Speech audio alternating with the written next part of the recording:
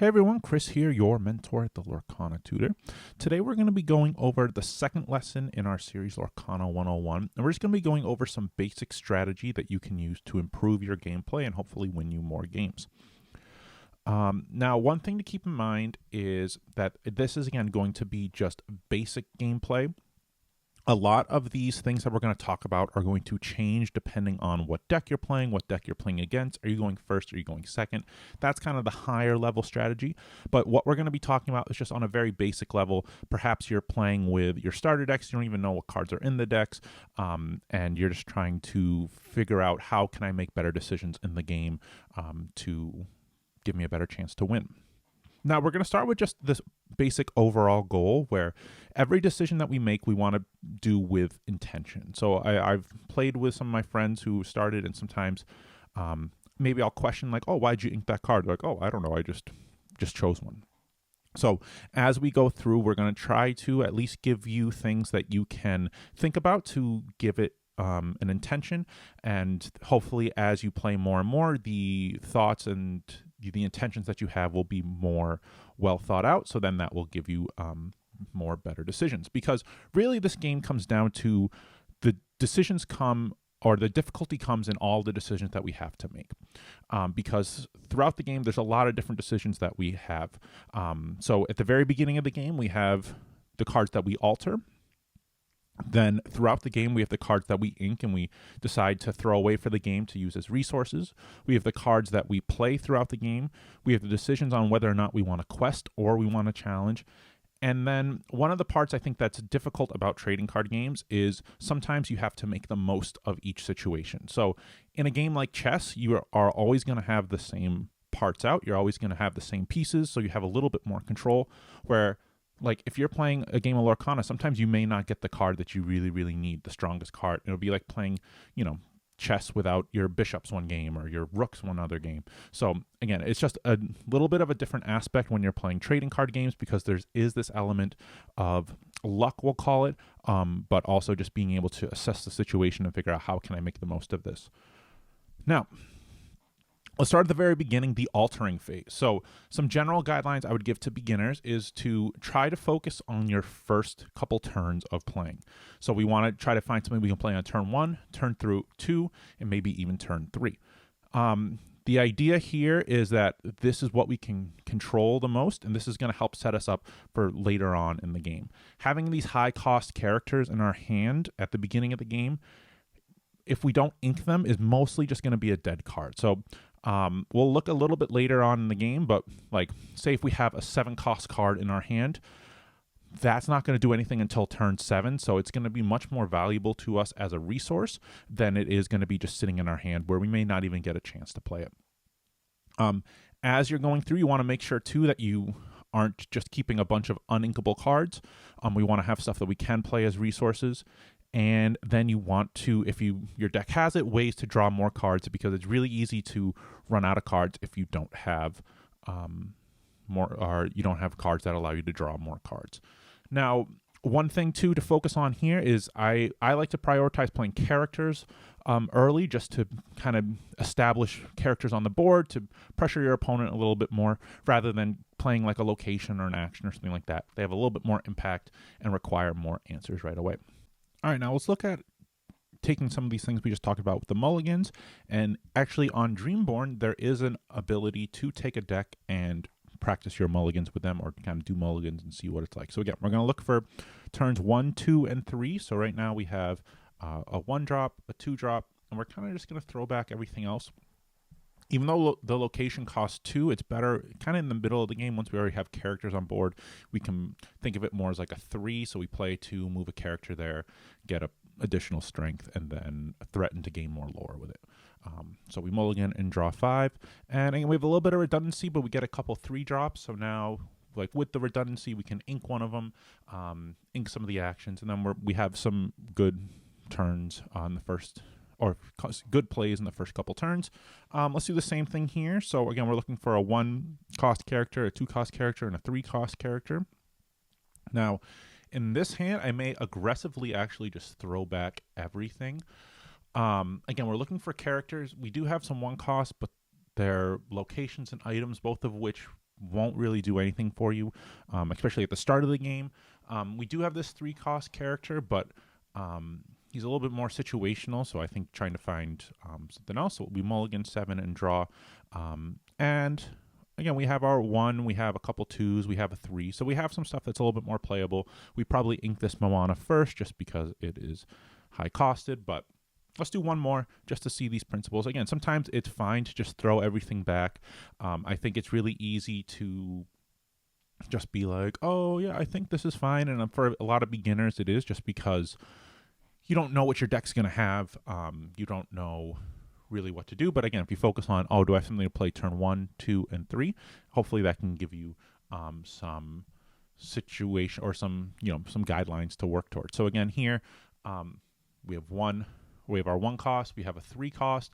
Hopefully if we put back 5, we can get a 2 cost. And yeah, so we get a couple 2 costs. So I think all that kind of stuff is good. All right, after we go through the mulligan phase, we alter our hand.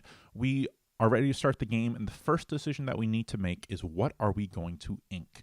And I think that inking is one of the skills that I think separates the really good players from the beginners, because being able to think ahead, being able to assess the cards that you have in your hand correctly to give yourself the best situation to win, really comes down to, okay, what cards do I not think are as valuable? Let me put those in the inkwell to play the cards that I think will give me a better chance to win. And I think it takes time to understand that. It's really going to be on a deck-by-deck basis too. It's going to be against who you're playing against. It's going to be, are you going first? Are you going second? All those things we talked about that are more high level, but on a simple level, let's just talk about some of these simple things. So the first thing is that if you're in your opening hand and you have a card that is a really, really high cost, that card provides 0 value to you until you're able to play it. So if you have a card that costs 7, it is a complete dead card. It means you can't play it until you get to 7 ink.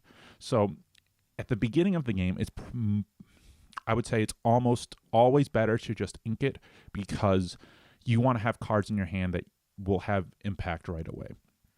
So while it may have a more powerful effect than your 1-cost card, you're going to be able to play your 1-cost card right away, and you'll be able to play another 1-cost card for the remainder of the game, where your 7-cost card you're not going to be able to play until you get to 7, if you get to 7, so just ink it. Like I said earlier, I like to prioritize playing characters on the first couple of turns.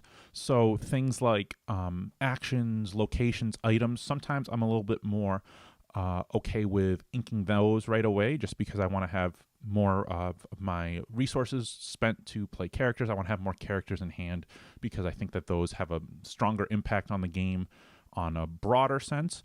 And then just throughout the game, really only inking if you have a good reason to. So I notice a lot of games where you may say, okay, I do all my stuff and then I'm just going to ink at the end of the turn and then pass. Inking for the sake of inking is not always a great thing to do. Every time that you ink, you have 1 less card in hand. You have 1 less threat to play onto the board. So especially with decks like the starter decks, where you don't have a lot of card draw, losing cards to just put them into your inkwell, sometimes it's not the best thing to do. Sometimes it's best just to hold it, keep playing a card each turn, even if you only sit at 3 or 4 ink, rather than trying to say, okay, I'm going to just ink because what if I get this one big card, then I can finally play it. You can ink and say, okay, well, if I'm at 3 ink and I have a 5-cost card in my hand, maybe I'll ink this turn to prepare for next turn if I can ink to get up to 5. But again, just make sure when you're inking, you're doing it with a purpose and not just because you're like, oh, maybe I should ink. Again, a lot of times it's better to value the card in the hand as opposed to just inking for the sake of inking. And then we get into the idea of, what card should I actually be playing? One general question to think about, and I think that this takes a while to assess correctly, to realize what to do if you do assess it correctly, is, are you the aggressor or the defender? It means, am I trying to win the game sooner, or am I trying to stop what my opponent is doing because they're going to win the game before I do? And if you're able to assess this correctly, it will help inform what cards you want to play. It will help inform what actions you want to play. It will inform what you want to do with the characters that you play. And in general, what we want to do is say what cards are going to have the biggest impact on the game right now. Well, how can I swing the tide however much more in my favor, whether I'm behind or whether I'm ahead? Can I push myself further ahead? Or if you're behind, can you push yourself to maybe make it a little more equilibrium? Maybe, capitalize on a mistake that your opponent made, and give yourself a better chance to win the game on a whole. Now, to talk about when we want to quest and when we want to challenge, I'm actually going to refer us to an article here on TCG Player. This article is written by Frank Karsten. To give you guys some context for who Frank Karsten is, he is in the Magic the Gathering Hall of Fame. He's a pro Magic the Gathering player, which is the original card game, the grandfather of all these TCGs. Really set the precedent for a lot of other card games that have come out after it. And he actually won the first Disney Lorcana Challenge, which is the official tournament held by Ravensburger to determine the world champion. He won the first one. It was a 2,000 player tournament. So needless to say, this guy knows what he's talking about, way more knowledgeable than myself. So I thought that this would be better than anything I would have to say on the topic, but I'm going to link it in the description below, maybe even tag it in a comment, but I just want to kind of give a brief overview, try to synthesize some of these ideas here for you, but I really recommend that you read the whole thing. So the idea here is we have these 2/3/3 characters, and they have a 2/3 and a 4/3. So it's these hypothetical board situations and then determining what we do with them. When safe, quest. What it means by safe here is, so let's look at this snake. So if I were to quest with the snake and Simba were to challenge, the snake would live and Simba would be banished. That means it's safe. He would put himself in a bad situation for that. We'd still have a character he wouldn't. Great. We quest with Madame Mim's snake. They challenge with the Arthur. Now, both would be banished, but this one's a 4/3, this one's a 3/3. And also the thing that we don't see here is that Arthur actually quests for 2 and Snake quests for 1. So if they decide to trade their character, their Arthur, for our Snake, we are very, very happy with that because this one is more valuable in the long term than our Snake is. So when safe, quest. Next, when it's favorable, challenge. So this is kind of the inverse, right? So if they have their stuff exerted, we want to challenge because this snake would still live. And here we would get rid of both characters here, which would be good for us. It would be a good trade for us. One thing that I think is interesting to think about here is if you're going to trade, sometimes it is almost better to let them trade in. So like say if they were both a 3/3, rather than challenging or like into their 3/3, having them challenge into your 3/3. But in this case, because this one quests for 2 and it's more I guess I'm closer to the win condition, it's better for us to challenge into it than that. Now, in a stalemate, do nothing. So what does that mean? Okay, so if I were to quest with Simba, Captain Hook would challenge in. He has Challenger +2, so they would trade. And then if I were to quest into, or quest here, then I'd only have 1, and this could take it out. Again, that wouldn't be a good situation for us.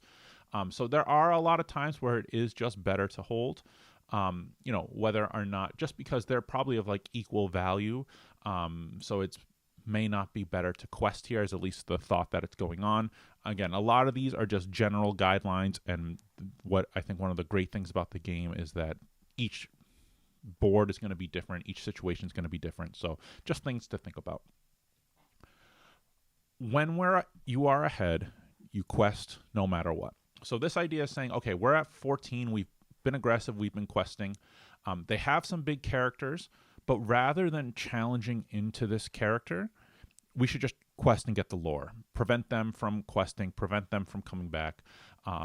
Don't try to be too passive here and just challenge to try to win. If we quest with both, again, they both quest for 2, so we get up to 18, and all we need is 2 more lore. Even with this, right, this is a 5/5. It would be able to value trade into our Arthur, but I think the idea here is if you are far enough ahead, sometimes the right thing to do is just to keep questing. even if you don't have the answers in your hand right away.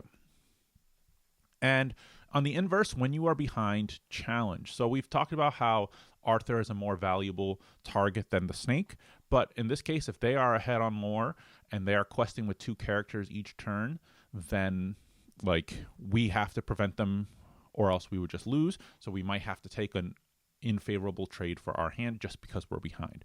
So this is where this idea of, oh, okay, am I ahead? Am I behind? Am I the aggressor or not? Really comes into play. And that's where I think a little bit more of the minutia of the game comes in, because that can be sometimes tough to assess on the fly. Number 6 is to exploit overwhelming numbers. So the idea here is that we have a lot more characters on the board. So therefore, this character, even though it's stronger than all of our characters, it can only take out 1 each turn. So if I quest with all 3 and we take with these principles here, we go up to 9, it quests with, takes out the Stitch, we go up to 11, it takes this out, we go up to 12, and we just got a lot of lore from just having a lot more characters on board than just the one. So sometimes the idea is, okay, I'm just going to put a lot of characters on the board and I'm going to quest with them all because you only have 1. All right, so let's look at guideline number 9 here, the use of the lore clock. Now, I think this is a very theoretical situation because the thought experiment here is under the assumption that no more cards are going to be played for the remainder of the game, which is not likely at all if this were an actual board state. But I think at least the thought process is interesting to think about, and trying to utilize it in games is, again, a little bit more complex, but a good thing to think about nonetheless. So the idea here is that each turn, your opponent can quest for 6 because of the Winnie the Pooh's quest for 2, Simba quest for 1, and we can quest for 5. If nothing else gets played to the board and all we do is quest, because we have evasives as well, we quest. We're going to be going +5 each turn. They're going to be going +5 each turn. So let's just do a little bit of math here. I go +5. I'm at 7. They're at 9. They're at 12. They're at 14. They're at 17. They're at 19. And then we would win at 20. So the idea here is that if, again, no other cards get played, it's actually better for us to quest with everything, because if we were to challenge this, it would throw off our first turn and then we would lose in the long run if we did that same process again.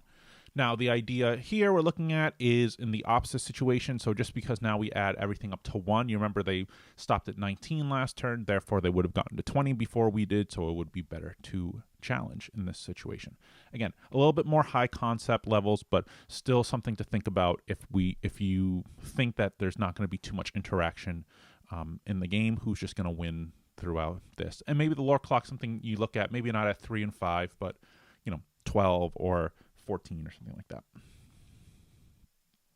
All right, so now that we've talked about a bunch of different ideas and theories, let's see if we can put them into practice by playing a game on Ink Table and see if we can use them to win. So to play this game, I'm just going to be using the Azurite Sea starter decks, as I think that's what most beginners will have access to and what they'll be playing. So now, as we go into the Alter Mulligan stage, what we're going to be looking for are, again, cards that we can play on turns 1, 2, and 3, and perhaps some cards that we can play to draw more cards. So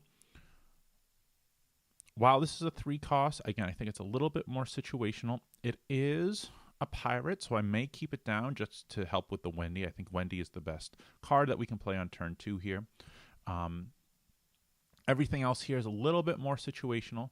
While we don't have a location, right, we want this card in hand because it's going to allow us to draw more cards. The Felix, this one can come back and be a little bit more helpful a little bit later, but let's actually just keep it for right now. Let me give this another line of play. Let's be greedy. We can ink it if we need to. But awesome, we've got a lot of great cards here. So we got a 1-drop, and we have our 2-drop, and then we have some things we can kind of see where we end up to go for turn 3. So to start, I'm going to ink this item. Again, we want to focus on just playing our characters out on the board, putting pressure on our opponent. We're going to play the Moana. Now, the Moana can only quest, so it's a little bit more of like an aggressive card, trying to win the game earlier. But I think that going first, that's a strategy that we can put into play. Now, here we have our 2 costs. We know we're going to get Wendy down, but here we're going to try to think a couple, like a turn or two ahead, really just a turn ahead. So I want to play this down, and she gets an extra benefit when I have another pirate in play. So if I quest with this Moana, which I'm going to, I think it would be smart for them to challenge into the Moana. They may not, but it might be smart. Then I wouldn't have a character to play.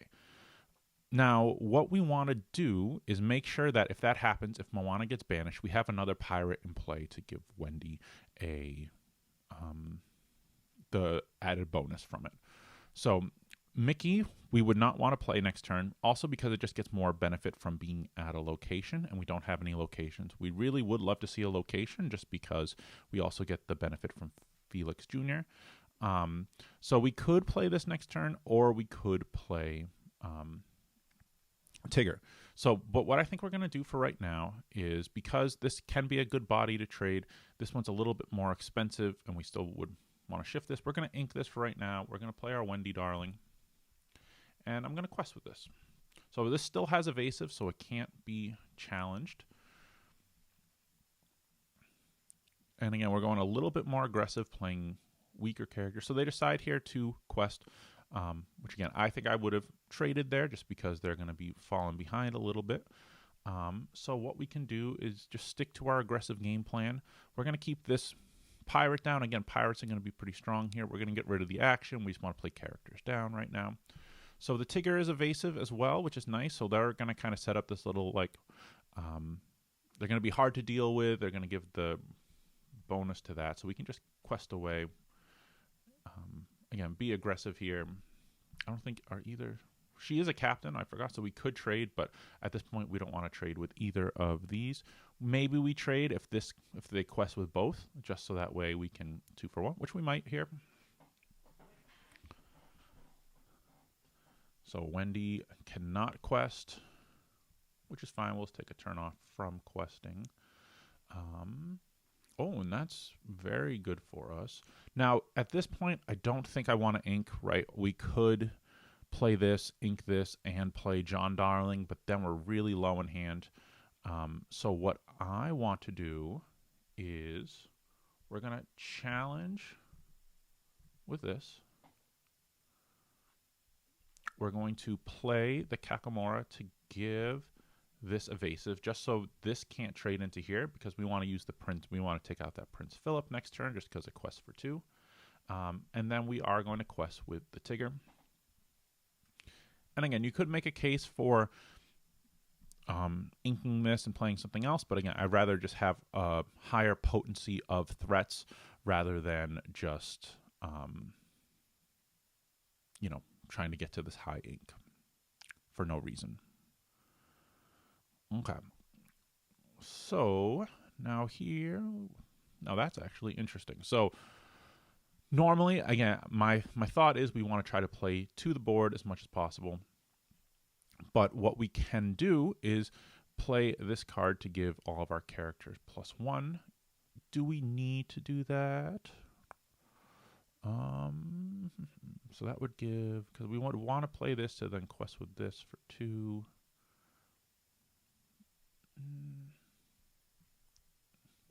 No, I think here we're fine just getting another character down. Maybe saving it for the next turn. Let's play this here. Just now it's a good body to get on the board. We are going to challenge this Prince Philip, just because it quests for 2. And since this would just kind of bounce into itself, I don't think there's any reason to do that. But then we're just going to quest with all of our characters. And at this point, again, we have more characters on board. We have a character that's questing for 2. We have 2 evasives, so I think we're in a pretty good spot. We've been a little bit more aggressive this game, which is fine. They are getting into higher ink than us. Okay, we're going to discard. Again, we want this. It's a little greedy to be holding it. I think we still probably have to discard that, where it's just better to have characters that can play to the board.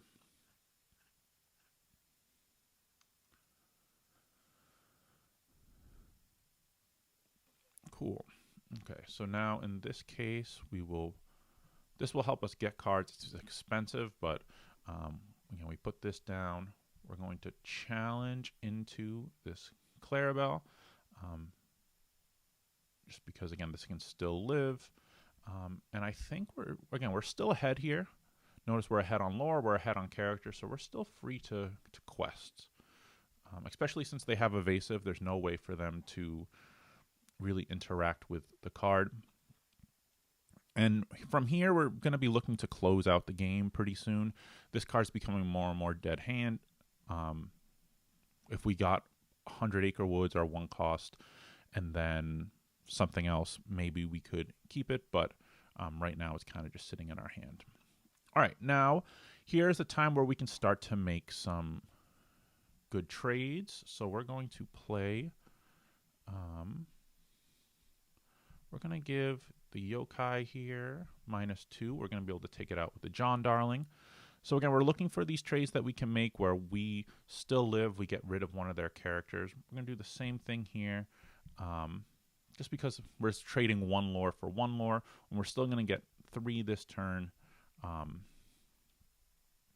And just to, really control the board. And by doing this little bit by little bit, we start to see how we've had an advantage on board all time, but it's getting more and more each turn because we're able to make these smarter trades. And again, this is sometimes where I don't think the AI is super smart, where they should have challenged us to try to prevent us from winning, but we're at 15 and we can quest out to win the game. So let's go ahead and do that.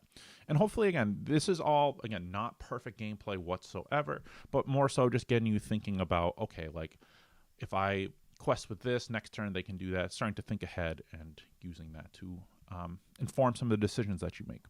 I really appreciate you. If you're still at this point in the video, thank you for checking out the video. I hope that this gives you some information that you can use to improve your gameplay. If you have any questions for me, please, again, don't hesitate to leave a comment down below. I try to check them as much as I can, and I'm always looking for feedback, good or negative, or things that I can learn from and improve. So thank you so much.